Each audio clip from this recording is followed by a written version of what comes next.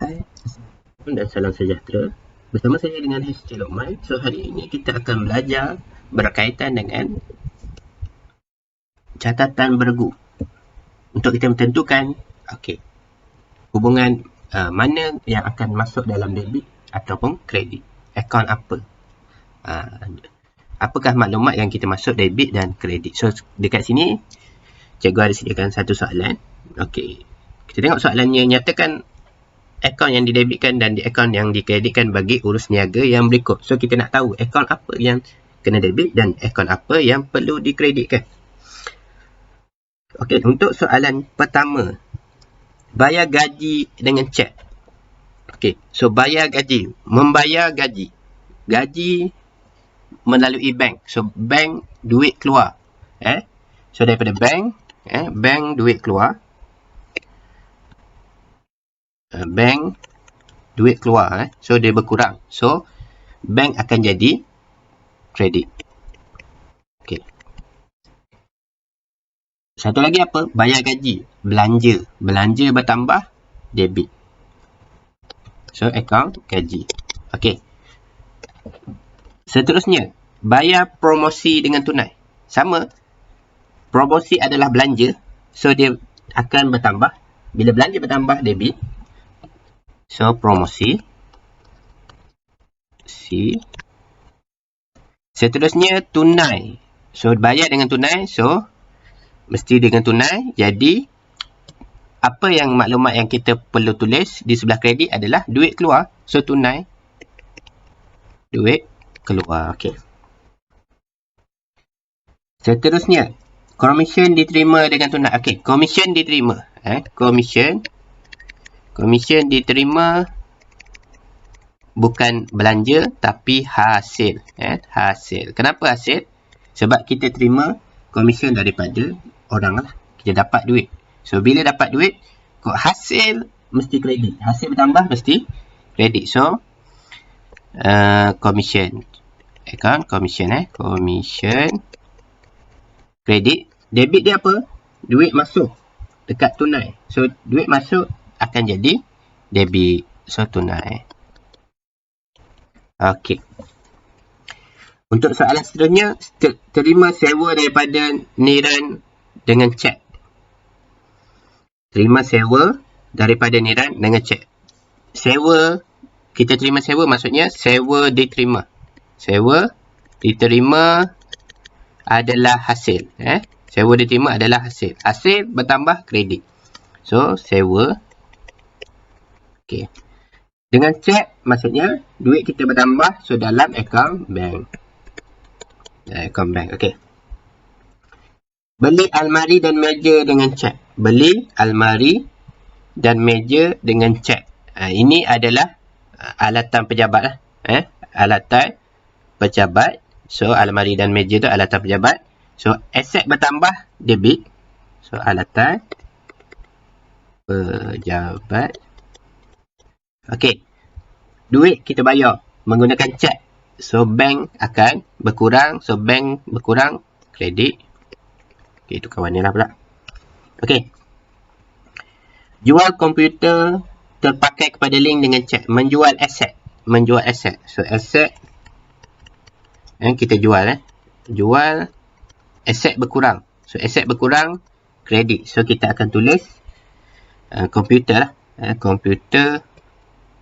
Alatan pejabat. Alatan pejabat. Dengan cek, kita menerima duit. So, dari masuk dalam bank. Sebab duit masuk. Membeli alat penghawa dingin. Pendingin hawa daripada Priya Trading dengan cek. So, membeli. Beli aset lah. Ini masuk dalam lengkapan. Lengkapan. Lengkapan. Akaun dia mesti lengkapan lah untuk penghawa dingin. So, akaun dia adalah lengkapan. Dia adalah aset. So, aset bertambah, debit. Manakala kita bayar dengan bank. So, bank adalah kredit. Bayar dengan cek. Seterusnya, beli barang secara kredit daripada syarikat Amir. So, beli barang secara kredit daripada syarikat Amir. Membeli barang. barang niaga, kita boleh letak belian, belian ataupun inventory. So belian, beli belian bertambah. So belian bertambah adalah debit, belian. Okey. Manakala syarikat amil. Syarikat amil ni apa? Akaun belum bayar. Akaun belum bayar. Sebab kita berhutang dengan syarikat amil. So hutang kita bertambah, liability kita bertambah, dia akan jadi kredit. Okey. Seterusnya, jual barang secara kredit kepada kedai Mary. Jual barang. Jual barang adalah jualan. Okay. Jualan bertambah adalah kredit. Jualan. Okey. Kedai Mary adalah siapa? Akaun belum terima. Akaun belum terima ABT. Kedai Mary. Kenapa bertambah? Sebab hasil kita. Dia adalah hasil. So, akaun belum terima tu di dalam aset. So, aset bertambah debit. Okey. Pulangan jualan. Pulangan jualan berlawanan dengan jualan. So, kalau jualan kredit, pulangan jualan mesti debit. Okey. Pulangan jualan. Okey. Mengembalikan barang. Barang niaga tadi. So, barang niaga. Jualan, dia mengembalikan barang niaga. So, kredit dia adalah inventory. Inventory. Inventory. Okey. Pulangan. Okey. Pulangan belian kepada syarikat amil. Okey. Sekarang pulangan belian, kita memulangkan barang. So, pada asalnya kita membeli barang dan kita memulangkan barang mungkin disebabkan barang rosak ataupun tersalah atau saiz dan sebagainya. So, kita pulangkan barang balik. Tadi kita belian debit. So, kalau belian debit, pulangan belian akan jadi kredit. So, pulangan belian. Pulangan belian. Okey. Syarikat amil. Kita ada hutang banyak dengan syarikat amil. Sekarang, apabila berlaku pulangan belian, hutang kita berkurang. Bila hutang berkurang, dia akan jadi debit. So, akaun belum bayar akan berkurang. Akaun belum bayar akan berkurang. Okey. Seterusnya, diskaun diberi kepada kedai Mary. Diskaun diberi kepada kedai Mary. Kita memberi diskaun. Diskaun diberi. Ini diskaun diberi. So, diskaun diberi adalah belanja. Diskaun. Diberi. Okey. Diskaun diberi debit. Kedai Mary. Kedai Mary akaun belum terima. Berkurang. Dia akan berkurang sebab kita bagi diskaun. So, dapat diskaun. Hutang dia berkurang. Dia akan jadi kredit. Okey. So, diskaun diterima daripada syarikat amil. Okey, diskaun diterima adalah hasil. So, hasil mesti kredit. So, diskaun diterima. Okey.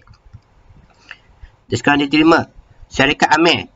Syarikat amil adalah akaun belum bayar. Kita masih berhutang dengan dia. So, kalau kita mendapat diskaun, lagi kurang hutang kita dengan dia. So, kalau hutang berkurang, jadi debit. So, ABP.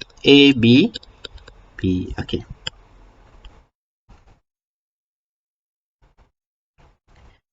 Diskaun diberi kepada kedai Mary dibatalkan. Tadi dia bagi. So, sekarang dibatalkan. So, kita tengok pada diskaun diberi kepada kedai Mary. Kita batalkan balik lah. Kita batalkan balik. So, ABT akan bertambah. Dia akan jadi debit. Manakala diskaun dibatalkan, so kita kena akaun ataupun diskaun diberi. Dalam akaun diskaun diberi tu mesti dikreditkan balik lah sebab dia berkurang balik. So, tak ada diskaun diberi. So, tak kurang pembelanjaan kita sebelah kredit lah. Okey.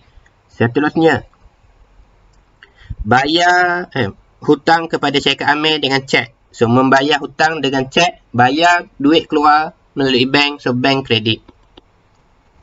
Hutang kita Okey, hutang kita dengan syarikat Amil iaitu akaun ABB, akaun belum bayar. So, akaun belum bayar, kita berkurang, liability kita berkurang jadi debit. Okey.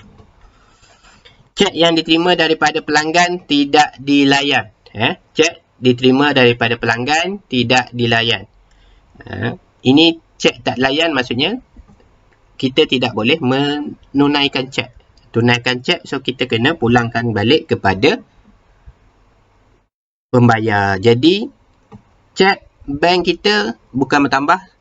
Bank kita mesti kreditkan balik sebab duit tak masuk dalam akaun bank. Mula-mula kita debit kan, tapi tak masuk, jadi kita mesti kreditkan balik akaun bank. Lepas tu, kita mesti debitkan balik akaun pembayar hutang kita iaitu akaun belum terima. Sebab yang kita terima cek ni daripada akaun belum terima. So, mula-mula buat pembayaran kita dah mengurangkan dia punya hutang ataupun kita dapat hasil. So, hasil kita makin berkurang. Tetapi, bila cek ni tak diterima, kita kena kembalikan. Debitkan semula akaun ABT, akaun belum terima dan kreditkan balik akaun bank. Sebab apa? Duit dari akaun bank tu tak ada. So, kena keluarkan balik. Kena kreditkan semula. Okey. Bayar bil air dan elektrik dengan tunai. So, akaun utility ataupun kadar bayaran. So, kadar bayaran adalah debit lah sebab dia belanja. Dengan tunai, duit kita keluar tunai kredit. Okey. Seterusnya, mengeluarkan wang daripada bank untuk kegunaan keluarga. Ambil duit untuk kegunaan keluarga termasuk di dalam ambilan. So, ambilan mesti debit. Ambilan debit. Modal kredit. Dia berlawanan dengan modal. Mengambil wang daripada bank. Bank lah. Daripada akaun bank. Duit dalam akaun bank berkurang. Okey. Seterusnya, bayar insurans kedai menggunakan tunai peribadi. Bayar, ini dia menggunakan duit dia sendiri untuk membayar insurans kedai. Jadi, insurans termasuk di dalam belanja. So, insurans. And untuk menggunakan wang tunai peribadi bukan guna akaun tunai. Jangan salah. Bila menggunakan duit peribadi, dikira modal tambahan. So, dia kredit modal. Dia akan kredit pada bahagian modal. Okey. So, itulah saja pada hari ini berkaitan dengan catatan beregu untuk kita masukkan urus niaga dalam debit atau kredit. Akaun debit dan akaun kredit. So, sekian saja untuk hari ini. So, sampai kita berjumpa lagi dalam video yang seterusnya. So, sekian saja. Assalamualaikum dan salam sejahtera. Bye.